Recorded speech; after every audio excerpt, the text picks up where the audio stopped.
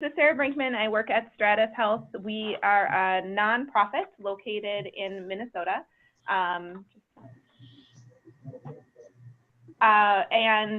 We lead collaboration and innovation in healthcare quality with a focus on quality and safety, really working at the intersection of research, policy, and practice. I'm here with you today in our capacity as the Rural Quality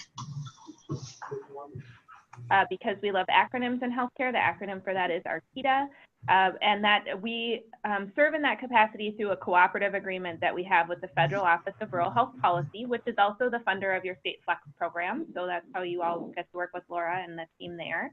And our role as ARQITA is to help improve quality and health outcomes in rural communities. And we do that through technical assistance to the beneficiaries of the Federal Office of Rural Health Policy programs, including the state flex programs and the critical access hospitals that they support.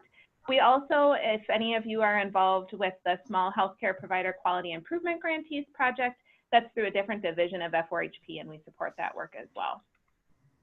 So today we're, as Laura said, this is the first of what we hope to be 2 webinars around antibiotic stewardship, and we wanted to start with some of the basics. So the plan today is to talk about why antibiotic stewardship, really explain the importance of it for critical access hospitals and how it's related to the Medicare Beneficiary Quality Improvement, or MBQIP project. We want to look at the core elements of antibiotic stewardship as they are defined by the National Healthcare Safety Network, or NHSN, and their annual survey, and then analyze how you all are doing currently based on the data that was submitted for the 2017 NHSN annual facility survey, which you all submitted last spring. And you just went through the process of submitting that data again. And so as we talk today, please do speak up if there are things that changed at your facility from one year over the other. We'll be looking at some data about where things stood based on the 2017 survey. And please ask questions of your peers. We're going to see that some of you have gone a long way in implementing antibiotic stewardship. Some are more towards the beginning of their journey. And so we really want this to be as useful as possible for all of you. The second webinar that we're aiming to do will be sometime this summer. And in the meantime, Stratus Health, as ARQITA, is convening some focus groups around antibiotic stewardship to collect some best practices and suggested strategies for implementation at critical access hospitals.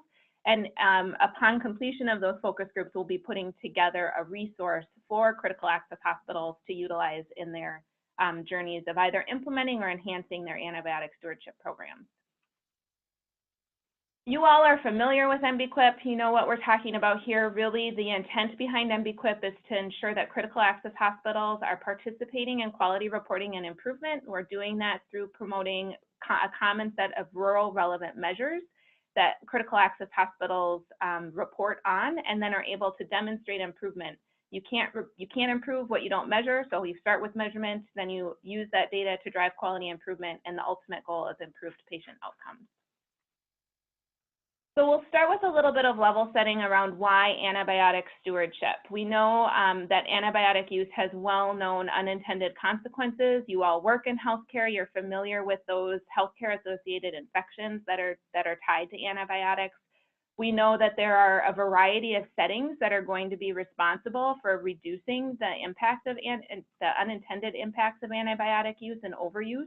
And hospitals are just one of those, but that's who you all are, and so that's where we're focusing our efforts. The Clostridium difficile, I actually failed to update this slide, and you might know that it has a fancy new name instead of Clostridium, and there's a new term in the front, but C. difficile, or C. diff, as it's commonly referenced, is one of the more common side effects of antibiotic use and overuse and misuse that you all are familiar with and know that it can have really detrimental and life-altering implications. Inappropriate antibiotic use is contributing to this growing rise in antibiotic resistance. So there hasn't been as much in the mainstream media recently, but over the last couple of years, there was a lot of coverage around superbugs and people who were coming down with infections that were completely resistant to the last resort antibiotics. And as we continue to overutilize antibiotics, we're making that more of a reality and needing to figure out how to grapple with that. So we want to be able to preserve the antibiotics that are still useful and be able to use those when absolutely necessary. Antibiotic stewardship programs have been proven to be effective in mitigating the threats of antibiotic overuse. So they improve infection cure rates, they reduce C. difficile infection rates, they reduce adverse events from antibiotics, and reduce antibiotic resistance.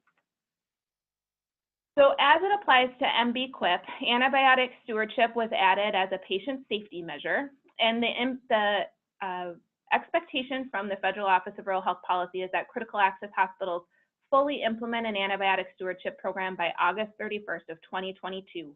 And the way that they are measuring that is by the self-assessment that hospitals are expected to do through the NHSN annual facility survey each year, by indicating which of the core elements of antibiotic stewardship have been met. And the way that NHSN measures that is by how you answer certain questions. And we're going to walk through those together today.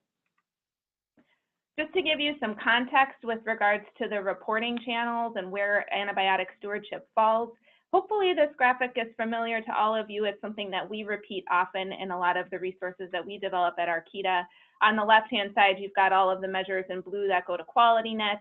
On the right-hand side, you have your emergency department transfer communication that goes to the state flex coordinator. In the middle are the two current measures that go to the National Healthcare Safety Network, your healthcare provider influenza immunization measure, and then antibiotic stewardship, which isn't technically a CMS measure. We are utilizing the annual facility survey as a proxy measure for being able to determine where critical access hospitals stand with regards to implementing antibiotic stewardship. So in order to complete the annual facility survey, facilities have to first be enrolled in NHSN. If any of you were responsible for going through that at your facility, you know that that's easier said than done. There's a lot involved in that, so that's a heavy lift in and of itself. It's actually a separate component from where the healthcare provider influenza immunization data is submitted. So if that was the only measure you were submitting prior to antibiotic stewardship being added to MBQIP, there was some additional steps that you needed to take to get into that patient safety component. And then the expectation is that facilities complete that survey by March 1st of each year. So each year, the survey becomes available towards the beginning of January with the expectation that it's completed by March 1st, and it's to reflect what happened in the previous year. So the data that you just submitted by March 1st of 2019 was to reflect what was happening in your facility during 2018. So the data that we're going to be looking at today, the 2017 annual facility survey data, was submitted by March 1st of 2018. And in Oklahoma, 34 critical access hospitals are currently enrolled in NHSN, and 29 of them completed the annual facility survey. We're going to go through these in much more depth, but this is a high-level overview of what the core elements of antibiotic stewardship are. Hopefully this isn't completely new to any of you, but if it is, there's a lot of resources out there, and we've got a resource slide at the end, and I'm happy to provide more information, as I'm sure Laura is as well. So we're going to talk through leadership commitment, accountability, drug expertise, what actions are you taking to address antibiotic stewardship, and how are you tracking on them? What does reporting look like, and how are you educating your staff? So when we look just solely at the number of core elements, not taking into account which elements have been met, we can look down the line and see that of those facilities that completed the annual facility survey for 2017, of which there were 29, 3 of them had not met any of the core elements of antibiotic stewardship. 1 of them had met 1 element, 2 elements, 3 elements, and 4. 4 of them had met 5 elements. 6 had met 6 of the 7, and 12 hospitals had met all 7 elements of antibiotic stewardship. So now we'll walk through them one by one, and this is where I'm really hoping that you'll jump in and ask questions of your peers. This is part of what we are hoping to get at with the resource that we'll be developing following the focus groups that we're conducting with high-performing facilities. Is really understanding what are the things that you can do to kind of have those quick wins around antibiotic stewardship. What are some of the implementation opportunities that are maybe have come with more challenges or barriers, and how do you overcome those? what does it look like when you're part of a health system versus being a small independent critical access hospital. Really trying to understand what all that nuance is so that no matter what the situation is at your facility, you have the opportunity to be successful with this measure, and not just with this measure, but again, you're measuring it to be able to drive quality improvement, to be able to improve patient outcomes. So with regards to leadership, NHSN in 2017, now there were some slight tweaks to the survey in the survey that was just completed reflecting what happened in 2018, but we're going to be focusing on the 2017 data because that's what we have currently available to us. For the leadership element in antibiotic stewardship, there were 2 questions on the survey, and if you answered the questions one of 2 ways, or whatever way was then indicative of meeting that leadership component. So as long as you answered one of these 2 questions appropriately to indicate that you had completed that activity, then you would be meeting the leadership core element. So do you have a written statement from leadership that supports efforts to improve antibiotic use? 15 of the Oklahoma CAHs had that in place. And does your facility provide any salary support for dedicated time for antibiotic stewardship leadership activities? 17 CAHs had that in place. So what you can see is 17 out of 29 of the CAHs in Oklahoma were meeting the leadership core element. That means that many of them were doing both, right? So you had 17 CAHs that had salary support, 15 CAHs that had a written statement. At least 15 of your hospitals were meeting both of those requirements. Let me move on to accountability. There's only one question on the survey about accountability, and what it's looking for is, have you appointed a leader who's responsible for antibiotic stewardship in your facility? 22 out of 29 of the CAHs that completed the survey in Oklahoma are meeting that element. And then the orange box in the middle there shows what the breakdown is of who has been identified as being responsible. So 7 of the critical access hospitals said that it's co-led. 2 of them have a physician lead, 9 have a pharmacist lead, and 4 of them have someone else. This is one of those areas, again, that we're going to be focusing on in our focus groups and the resulting resource, and really trying to also understand, again, what the difference is between those facilities that are part of a health system and those that are part of that are independent when it comes to who's being determined to be accountable for antibiotic stewardship. Then we get to drug expertise, and really antibiotic stewardship does rely on having access to pharmaceutical drug expertise. So is there at least one pharmacist responsible for improving antibiotic use at your facility? 22 out of 29 of the CAHs in Oklahoma indicated that yes, they do have a pharmacist responsible for that. I'm curious and like to stop here, having gone through those first 3, if anyone has any questions or comments about where things were at in 2017 versus 2018, or how your peers have accomplished this, and in particular around drug expertise, for those of you that maybe don't have a pharmacist on site, if you've come up with any creative solutions to addressing this. This is Laura. Most of the lines are muted, so if you're unable to mute your line, or if you prefer, I'll be watching the chat box as well.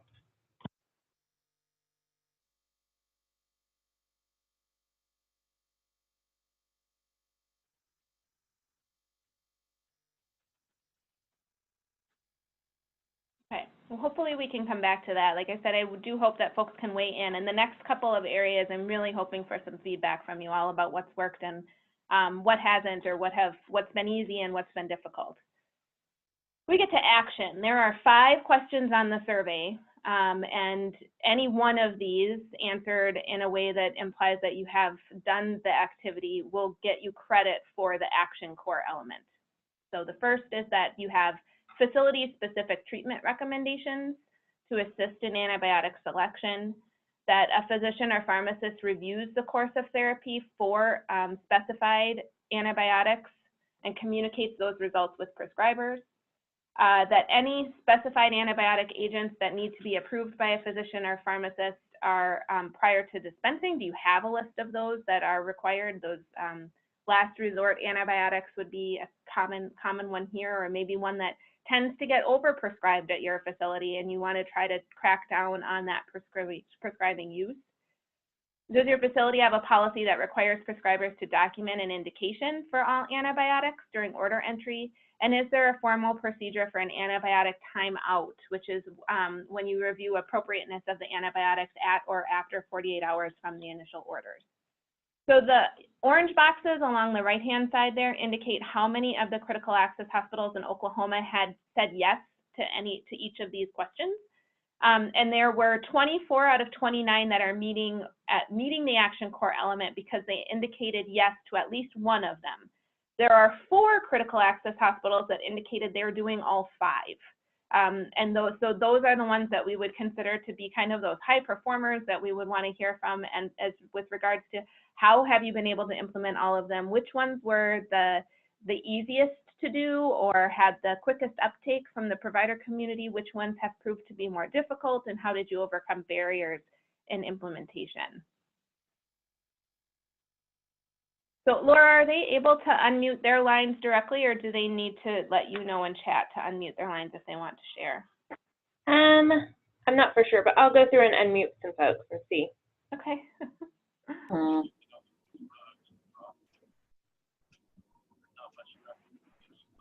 We'd really like to hear from you all. I think the value of this is being able to understand not just, these questions don't tell a very complete story.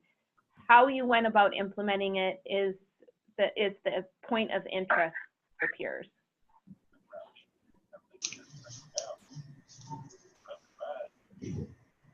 Okay, well, we have quite a few people unmuted, so if anyone would like to share your experience or just what you've done in your facility.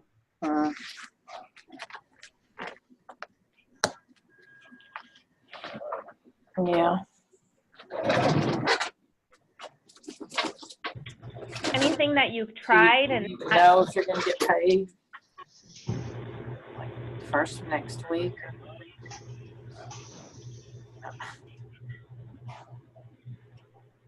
Hi, this is Marette Foreman, and I'm in some critical access hospitals in Northwest Oklahoma, and we're with Mercy, and the Oklahoma City Mercy receives our patients and is able to do some of these activities.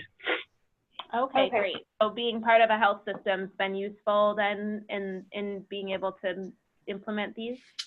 Absolutely. Thank you.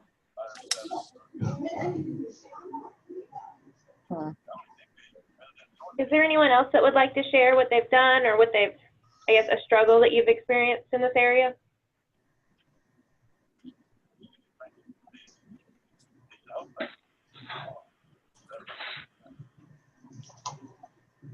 All right.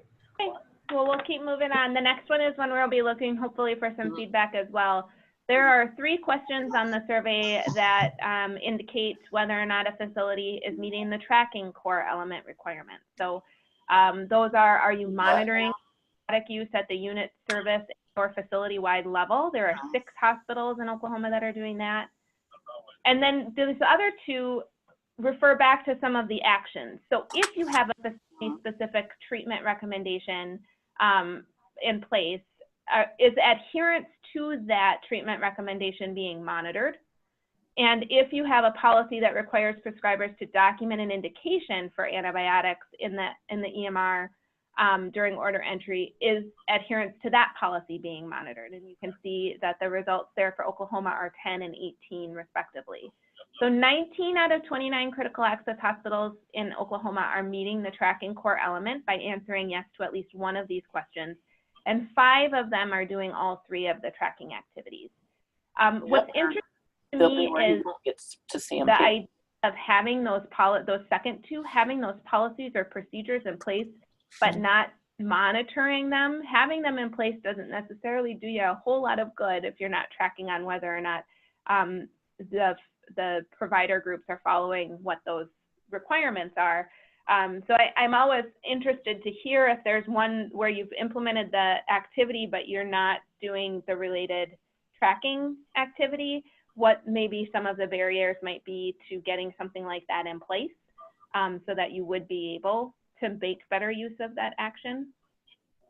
Or any other questions that you might have for your peers in this area how they've been able to implement tracking around antibiotic stewardship.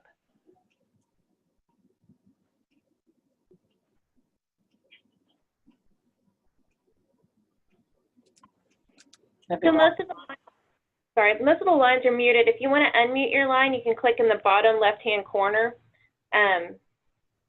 So Charlotte? Hold on.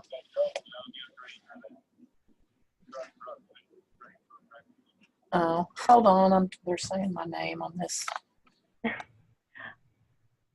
Charlotte, I didn't know if you wanted to add something about tracking or had a question.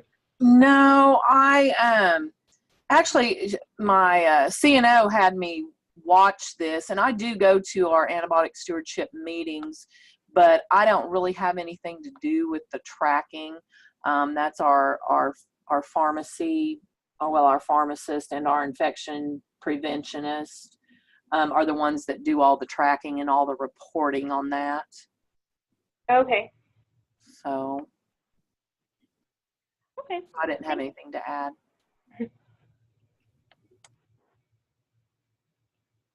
So there's a couple of final core elements here. For reporting, there are 2 questions. Does a physician or pharmacist review courses of therapy for specified antibiotic agents and then communicate the results of those to the providers at your facility? A bulk of the facilities that completed the survey in 2017 in Oklahoma are doing that. And then if your facility monitors antibiotic use, are the facility and/or unit or service-specific reports shared with prescribers? So again, that's interesting to me that you might implement the tracking for monitoring, but then not share the information. That if that happens to be the case, those are things that we would be interested in hearing about so that we can help bridge that gap. If you're already doing the monitoring, then you want to make use of the data. If you're implementing the policy, you want to be tracking on adherence. So some of these hopefully go hand in hand. 24 out of 29 of the CAUSE in Oklahoma were meeting the reporting core requirement according to the 2017 survey. And the final one, which always kind of surprises me, you would think that education tends to be the thing that folks go to right away when they're looking at quality improvement. And arguably, it's not always the best fix, but it's sometimes seen as the quick fix. Interestingly, it's one that critical access hospitals seem to struggle with a little bit when it comes to antibiotic stewardship. The question's pretty straightforward. Has your facility provided education to clinicians and other relevant staff on improving antibiotic use? 22 of your 29 critical access hospitals are meeting that element according to the 2017 survey. I can tell you that nationally, it's actually one of the lower performing ones percentage-wise with regards to having met the element. So we're interested to hear what the barriers are with that. I know that there's a lot of things to educate on, whether you have a learning management system or you do in-person trainings or you have, you do it with new employees, and then how do you maintain competency with other employees? Is it annual, so on and so forth? This question is pretty blanket. Have you provided education to them about antibiotic use? So if you haven't and you're interested in knowing what your peers have done, you certainly don't need to recreate the wheel. There are examples that exist of how to go about providing that education. This is just an example of what you see on your MBQIP data reports that you receive from your Flex office.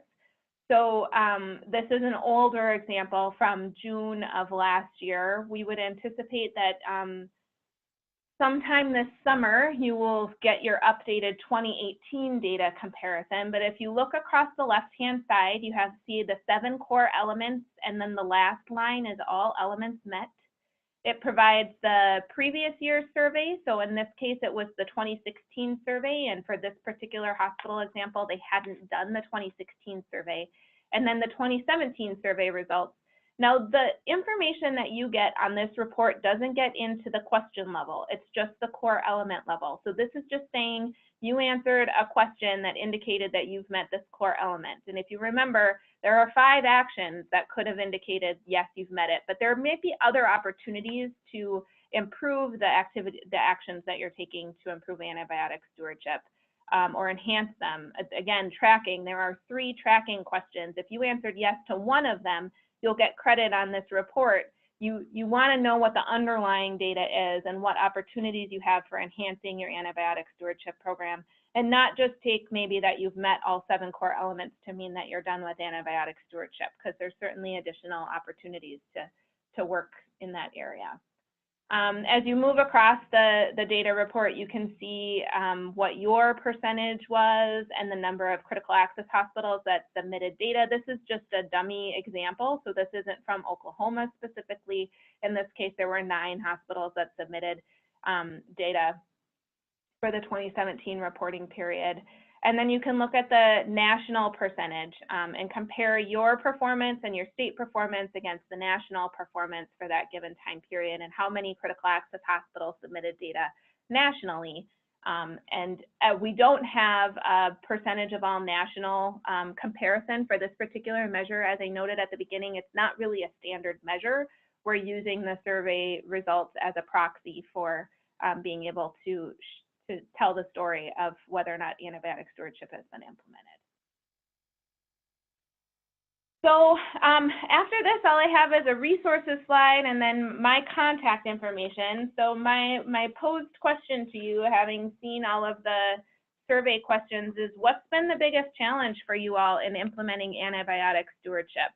And I think to the point of the person who shared earlier, and coming from a Flex program perspective, what I think has proved to be a little bit challenging is that it's not your typical quality project necessarily. There's some different players involved and maybe some different players leading. In some cases, the quality department is directly involved in antibiotic stewardship. In other cases, maybe more peripherally, and in some cases, maybe not at all, if pharmacy is really leading up the work and it's not really seen as a quality initiative. So that might be a challenge, and if that's the case, we'd like to hear more about that, or if you've overcome that challenge, how you did so. So I'm just gonna stop talking for a solid minute and hope that some folks might share what their challenges have been.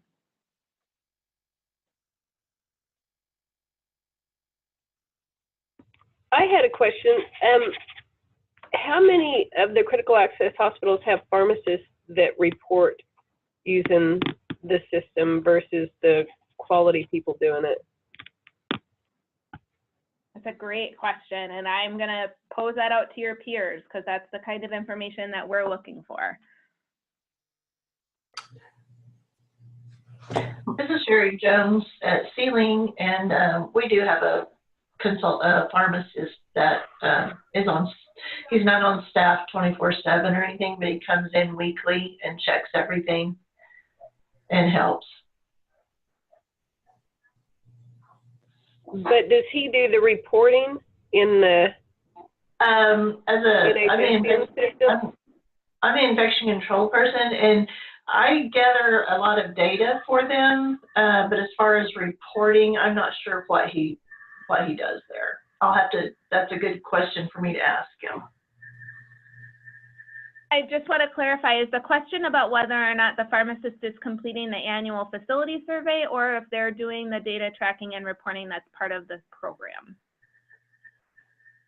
I'm asking if they're reporting in the NHSN system. Oh, no. Myself and the CNO does that. Yeah, so that's a really great question, actually. The antibiotic stewardship questions are part of a larger annual facility survey that captures all kinds of different data about your facility. If your facility tracks on healthcare-associated infections at all, the information that's provided in your annual facility survey is used to help determine your risk for infections, so that they can determine what your standardized infection ratio would be for various infections and things of that sort. So prospective payment system hospitals have that information to be able to inform their HAI tracking. Critical access hospitals tend not to use NHSN for HAIs as frequently, so it maybe is newer to them, but there are a lot of questions on the survey that don't pertain to antibiotic stewardship as well. So what we would recommend is that when the survey becomes available at the beginning of the calendar year, that the person who's responsible for reporting in NHSN print out a copy of it and collect the information that they need and then sit back down to do the data submission. And in order to do that, they're likely going to need to connect with a variety of different people at the organization and pull information from various data sources.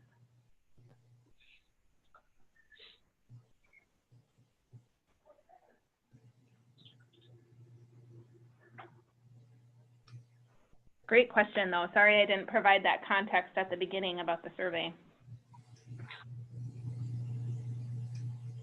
Other questions for your peers or challenges that you've come up against with regards to antibiotic stewardship implementation? This is Chris Godman down at Jefferson County Hospital.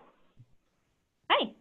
I know one of our big things. So we're in conjunction with Duncan Regional Hospital, and we don't have an actual infectious disease physician that is in our network. And so getting that type of resource for us has been a little bit more difficult in getting that guidance from an actual ID physician. Sure, yeah. We tend to think about pharmacy, but that's a good call out too, that the access to an ID doc might be more difficult. Others on the line that have experienced that or have found ways of overcoming that?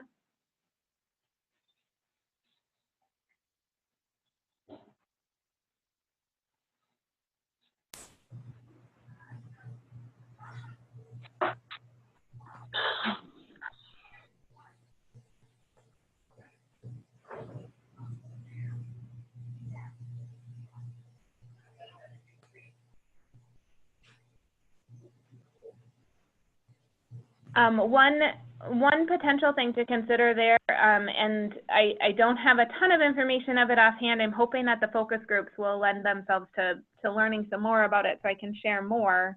There has been some movement in using telehealth for antibiotic stewardship. So if there is a shared gap amongst multiple hospitals, it might be something that you all are interested in looking at from that perspective. In addition to telehealth for antibiotic stewardship, there are a lot of echoes going on around antibiotic stewardship, so that those who maybe aren't specifically the experts, but who end up serving in the role of leading the programs in their smaller facilities, have the opportunity on a routine basis through ECHO, which would kind of takes the place of what you might consider like grand rounds or something of that nature, to interact with their peers and with other subject matter experts to be able to enhance their understanding, therefore their program offerings. Is there anyone on the line that's using telehealth for antibiotic stewardship or participating in an ECHO that you're aware of?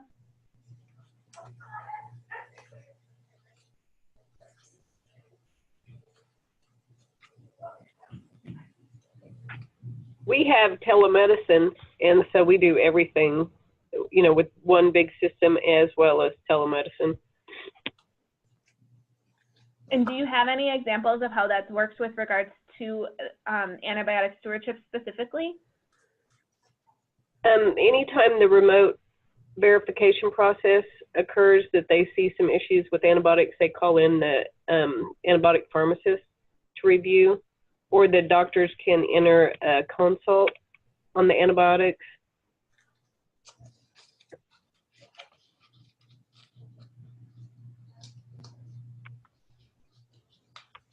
So you said that the remote verification process would prompt a review, so that's a process that you put in place that specific antibiotics need review, or that all of them do? Specific ones. Okay. So since you've done that, and since you were brave and willing to share, would you be willing to speak to how you identified which antibiotics you were going to require a review process for?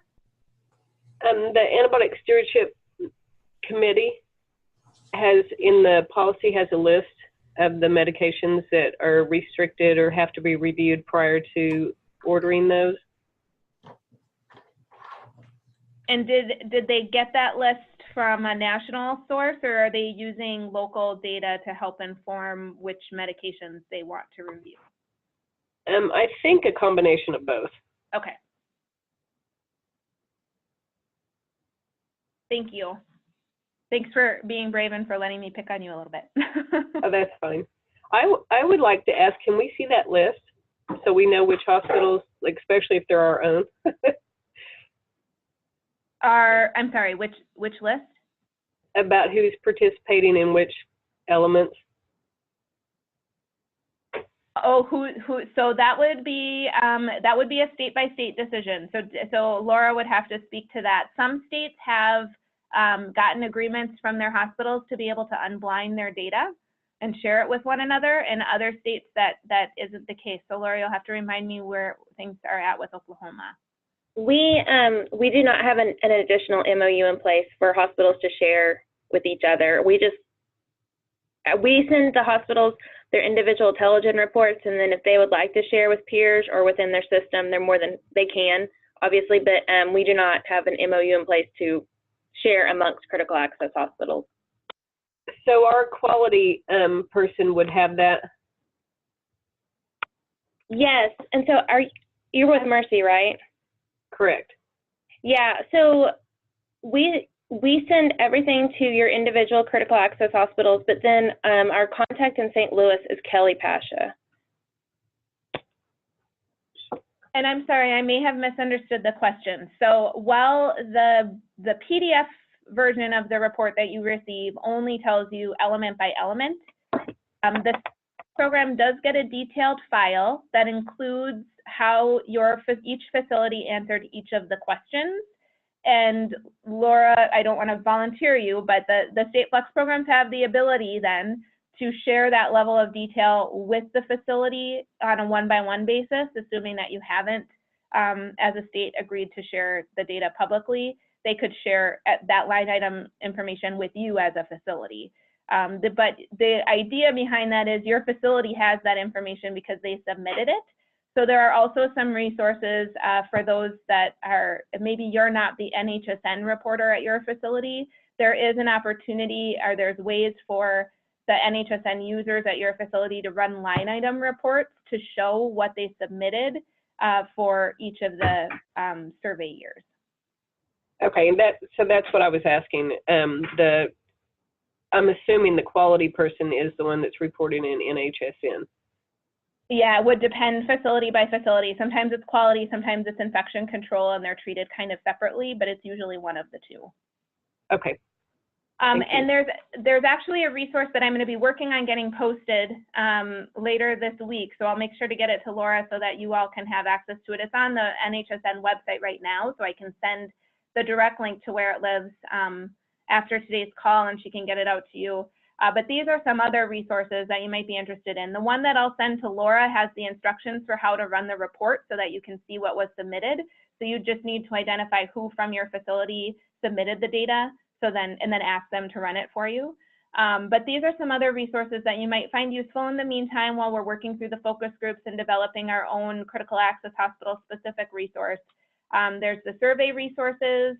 There's implementation of antibiotic stewardship core elements at small and critical access hospitals. This was actually put together specifically by the CDC with small and critical access hospitals in mind. So it's a bit abbreviated compared to the larger guide that they had put together. And then in Washington State, they did a really interesting program called Jumpstart Stewardship with a toolkit, and they have an implementing antimicrobial stewardship in small rural hospitals guide there as well. It's also something to note.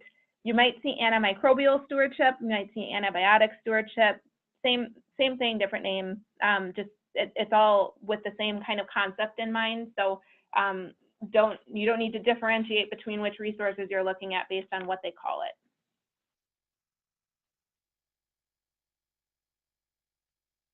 Other questions? This is Laura. Would you mind sharing a little bit about the upcoming focus groups, about what you're hoping to get out of that, and then what the next webinar will be about? Absolutely. So the focus groups will be convening in April. What we did was we took the 2017 annual facility survey data, and we identified what we determined to be high performers based on the data responses. So not only those facilities that had met all 7 core elements, but for those that are part of a health system, that they had implemented all 5 of the action steps and all 3 of the tracking steps, And for those that were independent, that they had done at least 4 of 5 of the action steps and then all 3 of the tracking steps.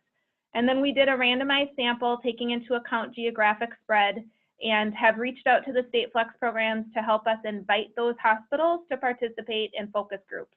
So the focus groups will be held throughout April, and we'll be asking a standard set of questions to all of the facilities to try to get at understanding what are the quick wins, what are the barriers, how have they gone about implementing a successful antibiotic stewardship program. And we'll be stratifying the data, or we anticipate that we'll probably be stratifying the information that we gather by whether a facility is part of a health system or not, because we have heard anecdotally that that is a major indicator in how they go about implementing. So for example, the telemedicine or the echoes might be something that is more pertinent for an independent critical access hospital versus one that's part of a larger health system and has access to some of those resources by virtue of having that direct relationship with a larger tertiary center or centers.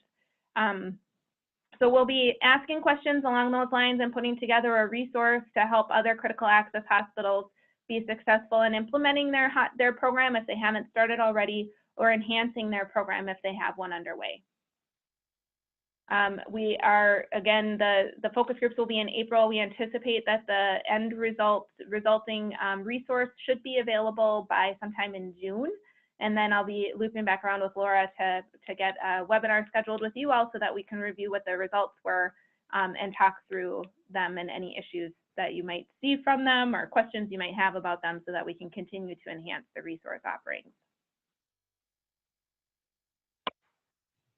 Thank you. Are there any other questions for Sarah today?